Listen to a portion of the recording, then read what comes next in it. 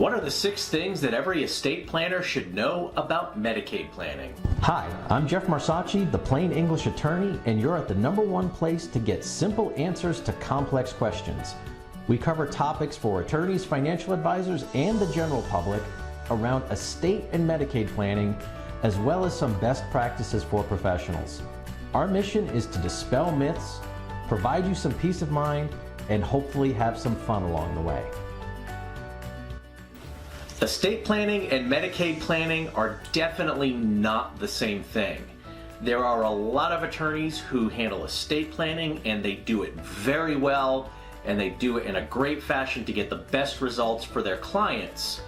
But when Medicaid planning comes into the picture, when we're talking about long-term care and all of these other Medicaid rules and regulations, it really is a different thing. There is an epidemic failure within the game to understand what is really happening.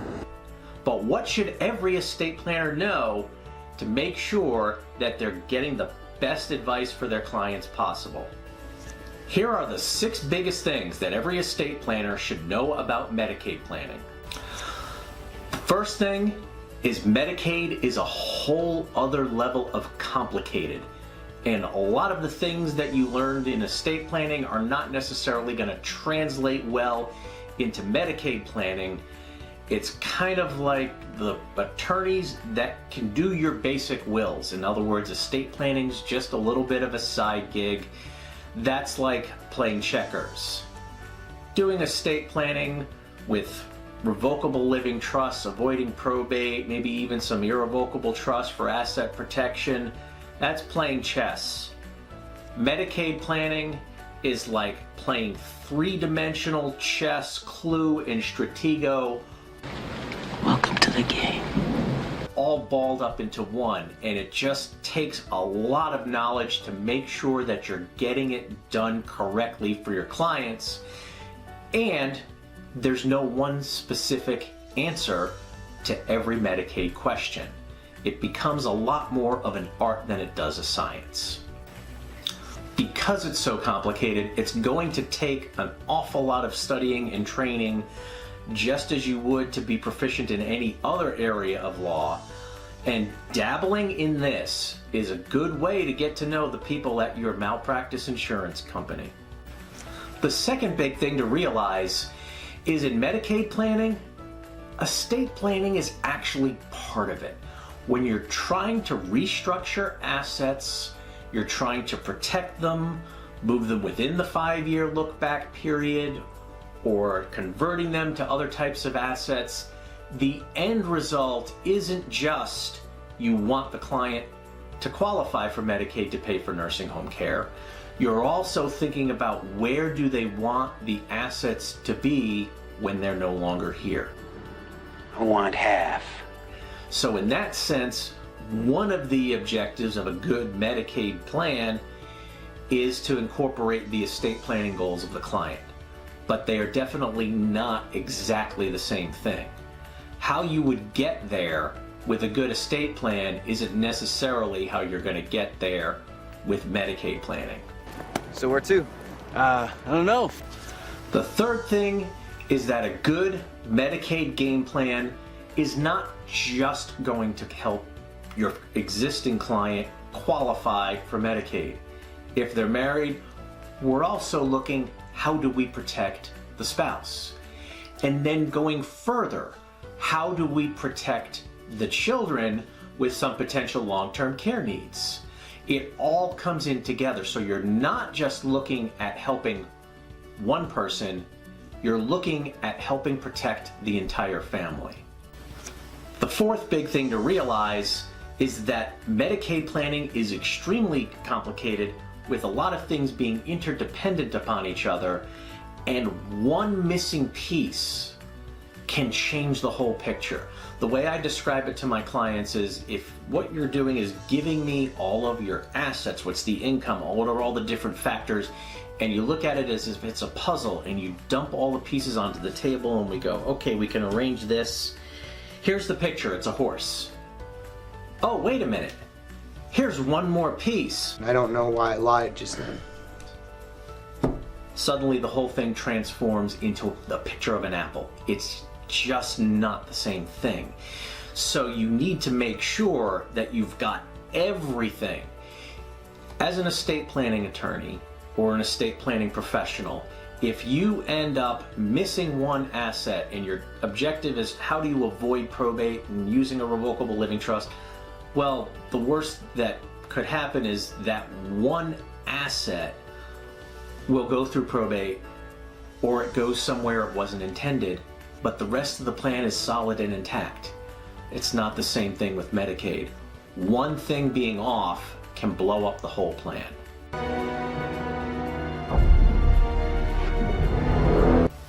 The fifth thing to realize, and this is a big one, it is basically impossible for your clients to understand the entire game plan with all of its finite details at once up front. It's just too complicated.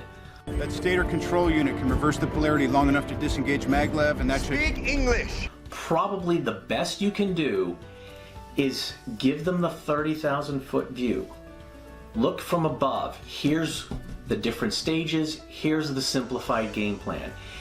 And you have to go from A to B to C to D to E, and then qualification, and the plan's complete. When you get to A, that's when you go through all the details, get everything put together, and work with your clients to realize, okay, we're now moving on to B.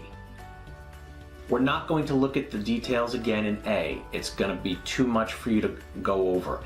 And we're also not going to look at the details in D and E because we're still concentrating on B. Your clients are just not going to be able to understand all the details. And this actually comes to a horror story. We had a client we were doing planning for, and we first had to set up the documents in order to move assets so that we could get her husband qualified for a VA benefit and eventually Medicaid. The step after that is make sure that everything gets put into the correct trusts or other vehicles. And then from there was some qualification for one benefit. And then move other assets around and convert other assets. And then we're talking about how do we invest those assets while we're still waiting for Medicaid to happen.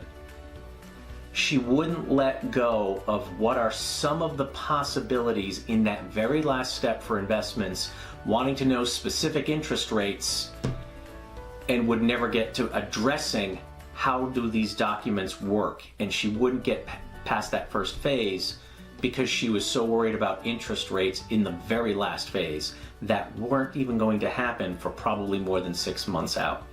So trying to get your clients to understand every detail, every step of the way throughout the whole thing up front to see what everything's going to be, it's just next to impossible. It's too much. It's too much for me.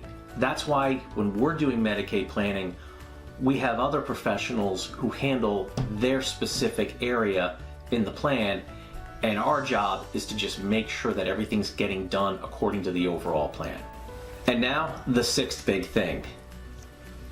Financial advisors, bankers, and attorneys who dabble in this area are absolutely the enemy of your time.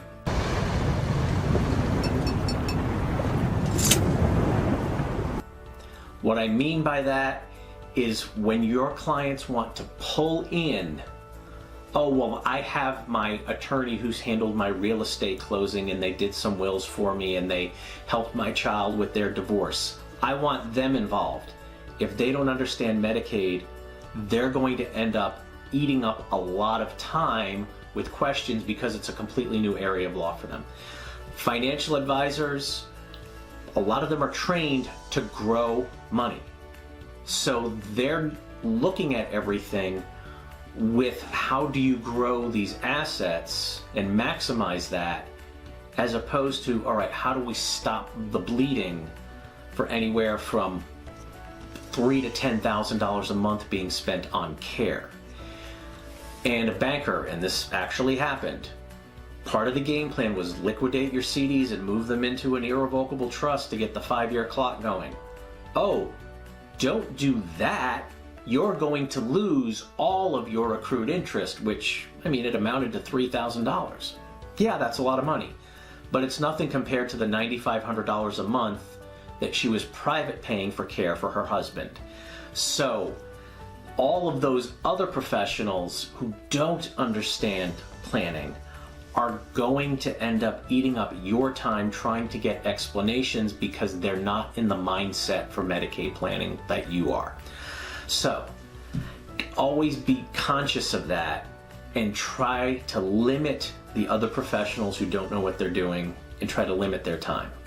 So those are the 6 things that every estate planner should know about Medicaid planning. If you want some more information on Medicaid planning, please check out the links in the description below to get to my free ebook, The Long-Term Care Solution, as well as some other materials. And if you have any other suggestions or anything else that you think estate planners should know about Medicaid planning, please go ahead and put them in the comments below.